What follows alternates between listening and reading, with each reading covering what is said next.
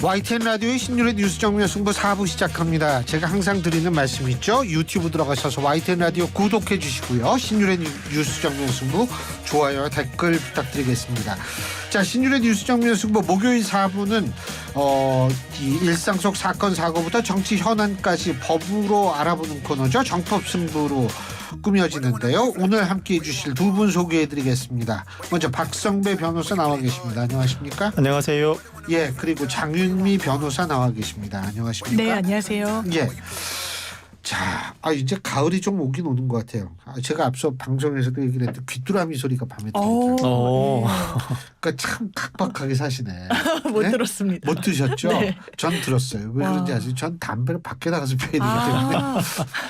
지난주가 입주인 건 압니다. 네, 근데 이 귀뚜라미들이 대단해요. 보면 이 계절의 냄새를 가장 먼저 맡는 것 아닌가 이런 생각이 좀 들거든요. 정말 확 체감이 되는 귀뚜라미 소리를 들으면 이제 가을이 왔구나, 선선하구나, 이게 마음에 와닿는 그런 것 같습니다. 우리 신동진 PD님은 귀뚜라미가 집까지 들어왔다는 거 아니에요?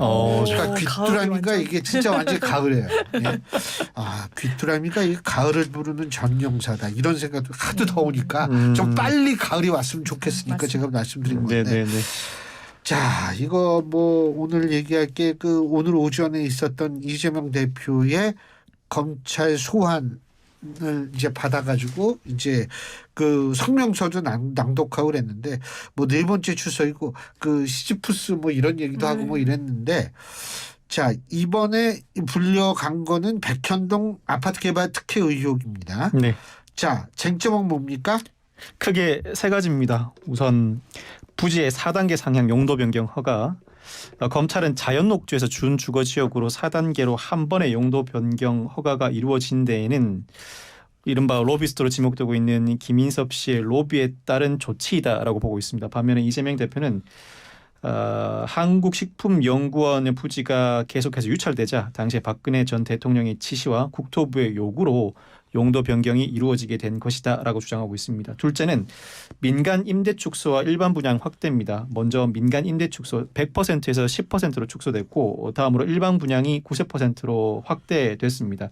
이 과정에서도 역시 로비로 인해 이루어낸 성과물이라고 보는 것이 검찰의 시각인 반면에 이재명 대표는 한국식품연구원 일반 분양 변경을 요구했고 당시 실무부서에서 감정을 거쳐 수용을 건의해 승인해 줬다는 입장입니다. 마지막으로 성남도시개발공사가 사업 참여에 배제되었다는 점인데, 검찰은 애초에 이재명 당시 성남시장은 자필 메모로 성남도시개발공사도 사업 참여한다고 적시를 했다가 돌연 사업 참여가 배제되었다는 취지로 주장하고 있는 반면 이재명 대표는 사업 참여는 용도 변경의 조건이 아니었고 시장이 공사를 사업에 참여시킬 의무도 없다는 입장으로 맞서고 있습니다. 지금 이제 이게 사실 복잡해요. 복잡합니다. 이게 법적으로 배임이라는 게 이게 굉장히 밝혀내기 힘든 걸로 저는 알고 그렇죠. 있거든요. 또 어떻게 보면 코에 걸면 코걸이, 귀에 걸면 귀걸이인 성격도 있죠. 임무에 위배해서 손해를 초래했다라는 취지인 거니까요. 그러니까 검찰의 시선은 이런 것 같습니다. 일단 성남도시개발공사가 참여하는 조건으로 종상향이든 뭐든 어쨌든 실제로 이 박근혜 정부 때 한국식품연구원 부지가 매각이 안 된 건 엄청 골칫덩이었던 건 맞아요. 8차례나 팔리지 않았거든요. 그런데 지방 이전 정책 하에 빨리 이전을 해야 되는데 부지는 안 나가고 자연 녹지로 돼 있으니까 이게 사실 매수자한테는 어떠한 메리트도 좀 없는 사안이었고, 그래서 이 부분과 관련해서 내부에서도 굉장히 좀 무리수를 많이 둡니다. 그 당시에 체결했던 계약 같은 내용을 보면요, 엄청 매수자한테 유리하게 해주거든요.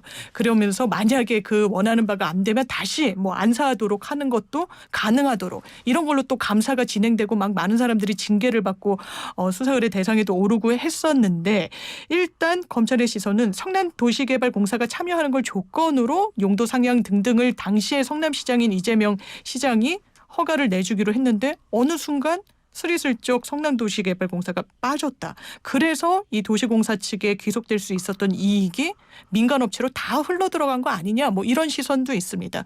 박 변호사님이 짚어주신 대로 거기에 대해서 이재명 대표 측은 이게 박근혜 정부 국토부에서 공문을 보낸 또 내역이 사실 남아 있거든요. 이 부분에 대해서 빨리 매각이 돼야 된다. 그러니까 이게 우리에게는 굉장히 강도 높은 종용으로 느껴졌다라고 항변하면서 이게 어떻게 배임이냐라는 어떤 해명을 내놓고 있는 것 같습니다. 그게 이제 그 노형욱 국토부 장관은 국회에서 이런 얘기를 했어요. 용도 변경을 구체적으로 어떻게 하라는 내용은 없었고 매각을 순조롭게 해달라고 부탁을 했다. 이런 주장을 하고 있고 또 하나는 뭐냐면 성남시가 어쨌든 이 혁신도시법상 용도지역 변경 의무를 부과하지 않았다. 지금 검찰하고 감사원은 이렇게 판단을 하고 있는 것 같아요. 그래서 성남시도 공문 수령 후에 국토부에 혁신도시법에 따른 요구냐 이렇게 물었는데 국토부는 법에 따른 요구가 아니다. 이렇게 회신을 했다라는 보도가 있습니다. 이건 뉴시스 보도인데. 자, 이게 복잡한 이게 그러니까 첫째로 강요가 있었느냐 이거 아니에요. 그러니까 직무유기 제가 그 기억은 나요. 이재명 대표는 분명히 직무유기로 뭐 이렇게 이 단어를 썼거든요. 이거 안 들어주면 그걸로 걸릴 것 같다라는 얘기를 분명히 얘기를 했거든요. 네네. 이 직무유기라는 얘기를 썼다라는 건 난 상당 부분 강요를 받았다라는 건데 또 이 국토부 쪽에서는 좀 다른 얘기가 나와. 이거 어떻게 되는 거예요? 이재명 대표가 당시 경기도지사로 재직할 때 관련된 발언을 한 적이 있죠. 국토부가 요구를 들어주지 않으면 직무유기에 해당한다며 협박을 했다. 어쩔 수 없이 내 입장에서는 그 요구를 들어줄 수밖에 없다라고 발언을 했는데 검찰은 이 발언 자체도 허위로 보고 그때가 대선을 앞둔 시기였습니다. 공직선거법상 허위사실 공표 혐의로 기소해서 현재 그 발언에 대해서도 재판을 받고 있거든요. 그것도 재판받고 있어요. 재판받고 있습니다. 공직선거법이 저는 고 김문기 처장 문제로만 한 줄 알았더니 아닙니다. 이 발언도 현재 재판을 받고 있습니다. 즉 당시 국토부의 요청 사항이 무엇이었는지 당시에 국토부가 문서상으로뿐만 아니라 발언으로도 어떠한 요구를 했는지도 이 사안의 쟁점이고 백현동 문제를 해결하는 데 필요한 쟁점이기도 하거니와 현재 재판을 받고 있는 사안에서도 중요한 쟁점입니다. 아마 국토부에서 일정 부분 요청한 것 자체는 사실인 것 같습니다. 다만 검찰의 시각은 당시에 국토부가 요청을 하긴 했습니다만 그러니까 요청이냐 강요냐 협박이냐 이런 차이야? 예, 그런 차이죠. 문건 내용으로는 결국 성남시가 알아서 판단하라는 취지에 불과했는데 이재명 대표가 다소 과하게 안 하면 직무유기에 해당한다고 협박을 했다고 표현했다는 것 자체는 허위다라고 보고 있는 시각 같아요. 아마 이 요청 여부에 대해서는 뭐 협박인지 아닌지를 불문하고 이 백현동 부지 의혹을 해결하는 데도 중요한 키 중에 하나로 작용할 것 같긴 합니다. 그리고 사실 그 오늘 그 서울중앙지검에서 얘기를 한 거는 뭐냐면 17일 얘기한 거는 오늘이죠. 17일. 네, 맞습니다. 백현동 사건은 지난 정부 때 특혜 의혹이 제기돼 그러니까 문재인 정권 때죠. 특혜 의혹이 제기돼 감사원에서 감사를 진행했다. 감사 결과 특혜가 확인됐고 그 이후 수사 의뢰가 들어온 것이다.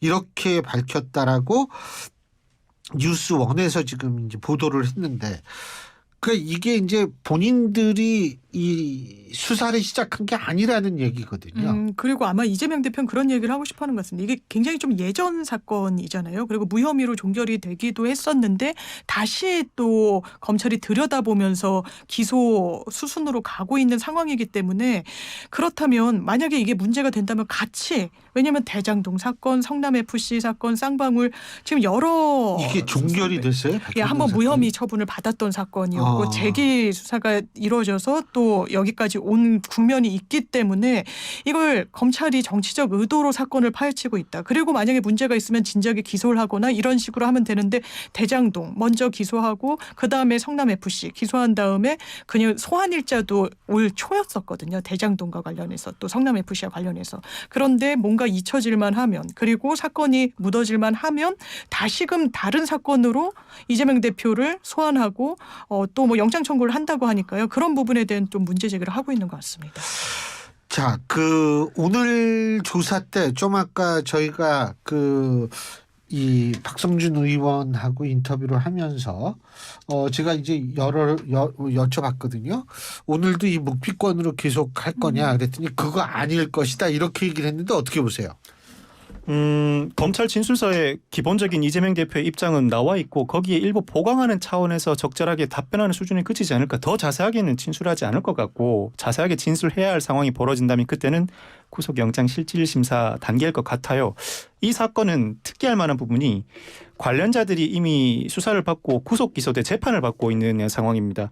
로비스트로 지목되고 있는 김인섭 씨는 이재명 대표의 성남시장 출마 당시 선대 본부장 출신이었고, 김인섭 씨가 이 개발업체 아시아 디벨로퍼 영입된 이후에 아시아 디벨로퍼가 원하는 대로 각종 용도 변경 등 특혜가 주어졌다는 것이 검찰의 시각인데, 김인섭 씨도 특가법상 알선수재, 바로 이 사건과 관련된 알선수재 혐의로 구속돼서 기소돼 재판을 받고 있고, 아시아 디벨로퍼의 회장 정바울 씨도 구속 기소된 상태인데, 다만 정바울 씨는 그 혐의가 백현동과 직접 연관된 혐의는 아닙니다. 다만 백현동 관련 자금의 흐름을 수사하는 과정에서 자신이 관리하는 회사의 자금을 횡령 배임하였다는 특경법상 횡령 배임으로 구속 기소돼 재판을 받고 있거든요. 관련자들이 이미 구속된 상태로 재판을 받고 있다는 점이 특이할 만한 부분인데, 다만 특경법상 알선수재는 공무원의 직무에 속한 사항에 관한 알선을 명목으로 돈을 받은 자는 처벌받지만 돈을 준 자는 처벌받지 않습니다.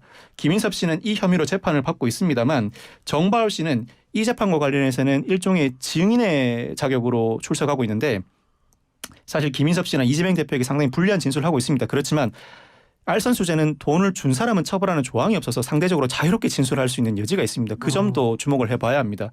검찰 시각에서는 관련자들이 구속 기소된 이상 하자 있는 사업임은 다툼의 여지가 없다고 보고 있습니다. 단지 이재명 대표는 이 사업과 관련된 보고를 받고 승인해 줬는지만 답변하라는 입장인 반면에, 이재명 대표는 하자 있는 사업이라는 전제 사실을 부인하고 있습니다. 즉, 세 가지 쟁점에 대해서 조목조목 반박하면서 로비가 이루어졌다고 한들 하자 있는 사업 자체가 아니었다. 즉, 배임의 기본적인 전제 구조가 설계되어 있지 않고 로비가 있었다고서 치더라도 로비가 실제로 작용하지 않았다는 취지의 주장도 하고 있는 것 같아요. 즉, 이 사업을 구성하는 과정에서 하자 있는 사업도 아니었고 그 영향을 우리 성남시 공무원들이 받은 것도 아니라는 취지의 주장도 하고 있는 것 같거든요. 예. 근본적인 시각 자체가 다릅니다. 거기에다 검찰은 배임으로 구성한다면 성남시에 손해를 끼쳤다는 손해액을 산정해야 하는데, 만약 성남 도계공이 이 사업에 참여했다면 지분 10%에 해당하는 318억 원의 기타 배당 이익을, 그게 감사원의 그 감사 결과. 그렇죠, 플러스 알파에 예. 해당하는 금액만큼 손해가 발생했다고 보고 있는 반면에,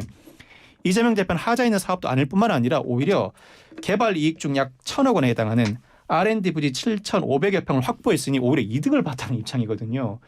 양측이 기본적인 사실관계부터 시작해서 손해를 봤는지 이득을 보았는지와 관련된 부분까지 하나부터 끝까지 다 대립하고 있습니다. 이건 결국 이 사건을 바라보는 기본적인 시각 자체에 큰 차이가 있는 것인데, 이 사안을 두고 구속영장 실질심사가 진행된다면 법원이 어느 쪽의 시각에 손을 들어줄지는 지켜봐야 할 대목 같아요. 예.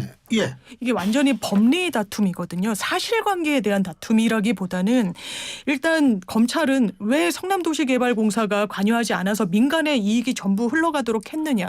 그런데 같은 잣대로라면 민간 개발 100%로 시행되는 여러 이런 부동산 개발 사업들도 문제가 있다라고밖에 평가받을 수밖에 없는 부분이 있어요. 그렇기 때문에 이 부분과 관련해서도 아마 법원의 영장실질심사 단계에 간다면 이게 법리적으로 다툴 필요가 있다. 이게 그 단계에서, 그러니까 구체적으로 형사재판이 이게 흘러가기 이전 단계에서 영장 전담 재판부가 뭐가 맞다 틀리다라고 답을 내리기는 상당히 좀 애매한 사안이기도 합니다. 그렇다면 이재명 대표의 오늘 진술 태도가 어떠할 것인가의 문제로 돌아온다면, 저는 진술은 필요 최소한의 범위로 할 것 같습니다. 지금까지 그래 왔기도 하고요.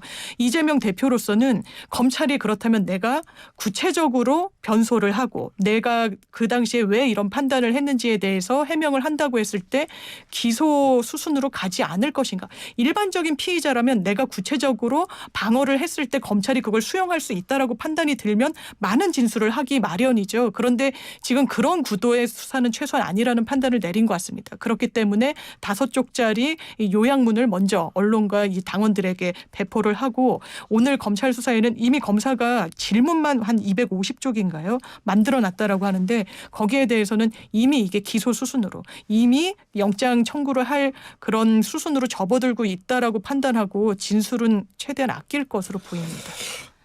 아니 근데 그 250개 물론 질문도 많지만 뭐 두 분도 검찰 그 250조. 변호인으로서 네네. 가보셨을 거 아니에요. 근데 그렇게 오래 걸려요? 그럼요. 질문만 해도 1시간 이상 걸릴 텐데 답변을 들어야 하잖아요. 답변이 검찰이나 수사관이 원하는 답변이 아닐 때는 재차 유사한 질문을 하거나 그 답변을 얻어내기 위해서 다른 질문을 반복하기도 하는데 그 과정에서 한 질문에 대한 답변을 얻는데 1시간 걸리는 경우도 있습니다.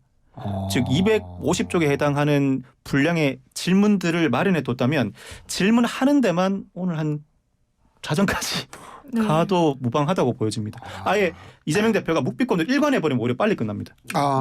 그렇지 않고 일부러 답변하면은 원하는 답변이 아닐 때 비틀어서 또 다른 답변을 얻어내기 위해 질문을 강행할 수밖에 없기 때문에 다 질문을 소화하려면 사실 하루 만에 조사를 완결할 수 있는 수사가 아닙니다. 그렇구나. 저는 그런데 아까 뭐 하자 문제 뭐 이런 거 얼핏 말씀하셨는데 저는 진짜 잘 모르겠어요. 이 지금 백현동은 이게 50m라며요. 옹벽. 엄청난 높이잖아요. 50m면.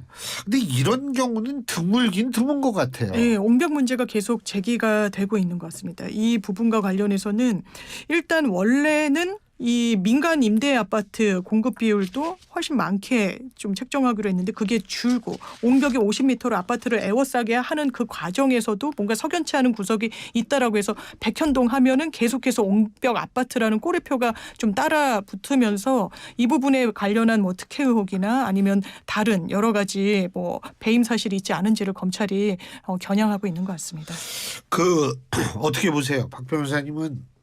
이 뭐 기소가 되면 영장 청구가 다 되는 건 아니잖아요. 불구속 기소도 있으니까. 그럼요. 그렇지만 영장 청구할 거라고 보시는 거죠? 이 사건에서 이재명 대표가 특경가법상 배임이 성립됨을 전제로 한다면 로비스트가 이미 구속 기소된 이상 하자 있는 사업을 구성한 최정점에 있는 이재명 대표를 수사 단계에서 구속영장 청구하지 않는 게 오히려 이상합니다. 검찰은 구속영장 청구를 자명한 수순으로 예정하고 있는 것 같고 그 경우에 이재명 대표가 불체포 특권을 포기하고 영장실질심사에 재발로 가겠다는 입장을 재차 천명한 이상 이 구속영장실질심사 절차가 민주당과 검찰 간 그동안의 다툼에 아주 큰 분수령이 될 것 같아요. 그 승부가 양측에 치명상을 입힐 것 같은데 형사재판을 스포츠로 비유해서 죄송합니다만 검찰과 이재명 대표는 특히 이재명 대표 입장에서는 사생결단으로 나설 것 같습니다. 표현이 과해서 죄송합니다만 그 이유가 이재명 대표가 지금까지 여당 대선 후보로 올라서고 제1야당 대표로 자리하게 된 이유는 높은 실행력, 그동안의 상당한 실적이 인정받았기 때문입니다. 그런데 검찰은 높은 실행력과 상당한 실적의 예라고 할 수 있는 성남FC, 대장동, 위례, 백현동 전부 다 위법행위로서 근거가 없다고 지적하고 있습니다. 이재명 대표의 정치적 자산을 모두 다 허문다는 느낌을 당연히 이재명 대표 입장에서는 받을 수밖에 없어요. 예. 정치인 이재명으로서는 사생 결단의 자세로 나아가야 하고 이번에 구속영장실질심사를 실제로 받게 된다면 상당한 위험에 노출됩니다만 양측에 치명상을 입힐 수 있는 일종의 승부처가 될 것 같습니다. 어떻게 보세요? 검찰도 사생결단의 승부수를 띄우는 겁니다. 그렇기 때문에 백현동만으로 영장 청구를 하지 않을 전망이 훨씬 우세하죠. 쌍방울이랑 같이. 근데 쌍방울 대북송금 영장 청구를 또 하려면 이화영 전 부지사의 공판 과정에서의 진술. 22일인가? 예, 그러니까 지금 정기국회 이전의 영장 청구가 물리적으로 불가능한 거 아니냐라는 전망이 나오고 있고 병합해서 어떻게든 영장 발부율을 높이려는 게 검찰의 이 의도일 텐데 그대로 될지는 좀 의문입니다. 예, 오늘 두 분 말씀 여기까지 듣겠습니다. 고맙습니다. 감사합니다. 예, 지금까지 장윤미 변호사, 박성배 변호사 두 분과 함께했습니다.